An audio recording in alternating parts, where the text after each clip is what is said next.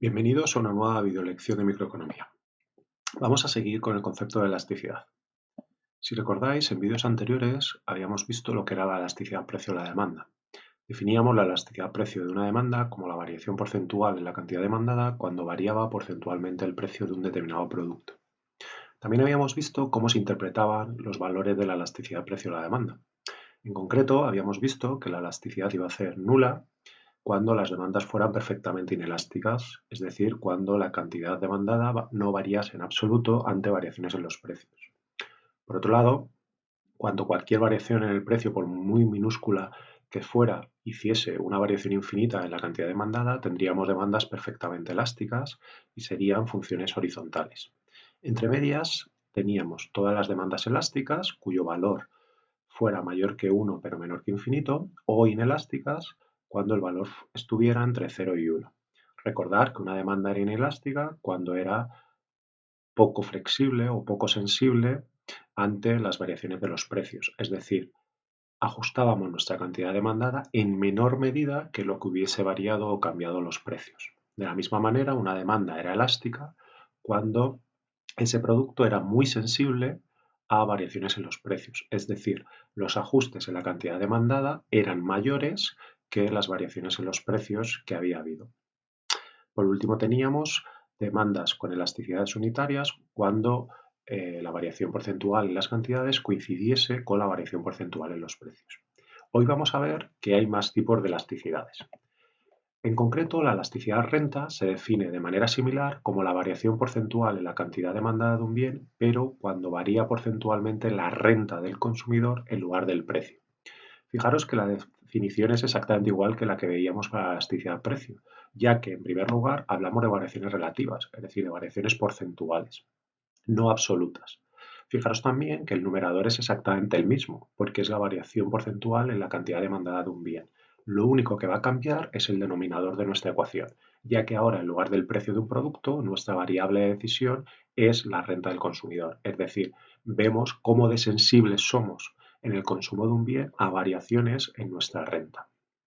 Matemáticamente hablando, tenemos una fórmula similar a la que ya veíamos en la elasticidad del precio. Repito, el numerador es exactamente el mismo que antes, será la variación porcentual en la cantidad demandada, es decir, cuánto varía la cantidad demandada de X respecto a la cantidad que consumíamos previamente de X, y lo que será nuevo es el denominador, ya que ahora lo que tendremos es cuánto varía nuestra renta respecto al nivel inicial de nuestra renta. La interpretación de la elasticidad renta será la siguiente. Siempre que el valor de la elasticidad renta sea positivo, hablaremos de bienes normales. Fijaros que esto significa que cuando somos más ricos consumimos más y viceversa, consumiremos menos cuando somos más pobres. Dentro de los bienes normales tenemos, por un lado, los bienes necesarios o de primera necesidad, cuya elasticidad renta está entre 0 y 1. Fijaros que significa que nuestro consumo se ajusta en menor medida, relativamente hablando, a lo que varíe nuestra renta. Son aquellos bienes que consumimos en mayor medida cuando nuestras rentas son bajas.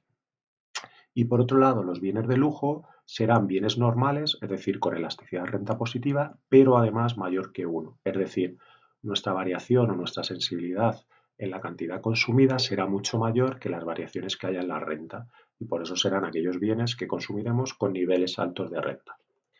Por último, llamaremos inferiores a aquellos cuya elasticidad renta sea negativa. Significa que consumiremos más de un bien inferior cuando seamos más pobres y menos cuando seamos más ricos.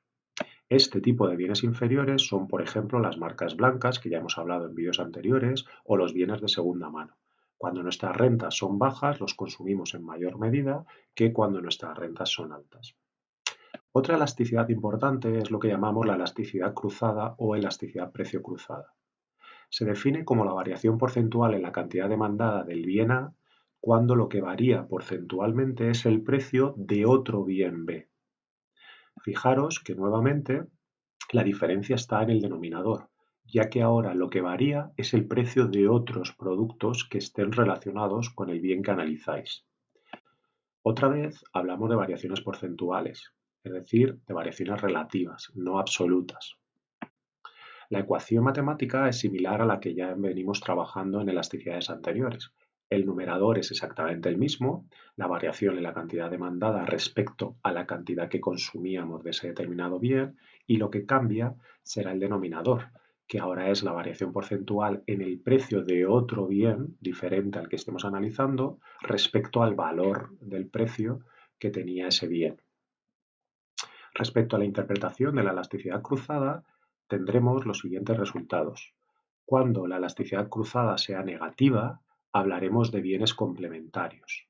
Fijaros que si la elasticidad es negativa, significa que cuando el precio del bien Y sube, yo bajo la cantidad de demanda del bien X.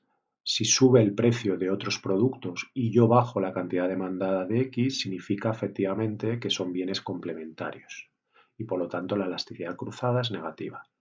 Por otro lado, cuando los bienes sean sustitutivos, hablaremos de elasticidades cruzadas positivas, porque cuando aumente el precio de Y o baje el precio de Y, aumentará la cantidad de X o disminuirá la cantidad de X. Es decir, precio del bien Y y cantidad del bien X irán de manera paralela, subirán o bajarán a la vez, y por lo tanto la elasticidad cruzada será positiva.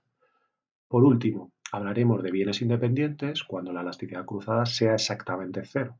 Es decir, da igual lo que pase con el precio del bien Y, que la cantidad de X no se mueve. Por último, serán complementarios perfectos si además de negativo es exactamente -1, y hablaremos de bienes sustitutivos perfectos cuando además de positiva la elasticidad cruzada sea exactamente +1. La última de las elasticidades que vamos a ver es la elasticidad precio de la oferta. Se define exactamente igual que la elasticidad precio de la demanda, pero en lugar de para las cantidades ofrecidas, para las cantidades ofertadas. Es decir, en lugar de para la demanda, para la oferta. Fijaros que otra vez las variaciones son relativas, es decir, estamos hablando de variaciones porcentuales. Fijaros también que lo que cambia ahora es nuestro numerador, ya que en lugar de tener la variación porcentual en la cantidad demandada, tendremos la variación porcentual en la cantidad ofrecida, es decir, nos fijaremos en la función de oferta en lugar de la función de demanda. Este cambio en las funciones de análisis hace que el signo de nuestra elasticidad también cambie, mientras que veíamos que la elasticidad precio de la demanda siempre era negativa, porque la ley de la demanda nos decía que la relación precio-cantidad era inversa, en el caso de la oferta, la elasticidad precio será siempre positiva, ya que la ley de la oferta nos dice que la relación entre precios y cantidades ofrecidas será siempre positiva. Por último, tener claro que igual que sucedía con la demanda, la elasticidad de la oferta variará en función de dónde la calculéis, ya que dependerá por un lado de la pendiente de la función de oferta y por otro lado del punto exacto donde la calculéis. De esta manera, igual que sucedía con la demanda, tendréis un tramo de oferta elástica y un tramo de oferta inelástica, y dependerá no solo de la pendiente de esa función de oferta, sino también de los precios y cantidades individuales de cada una de las combinaciones que forman parte de esta función de oferta. Espero que con este vídeo hayan quedado claras no solo las diferencias entre las diferentes elasticidades, sino también cuáles son sus definiciones y sobre todo cómo se interpretan los resultados de cada una de ellas.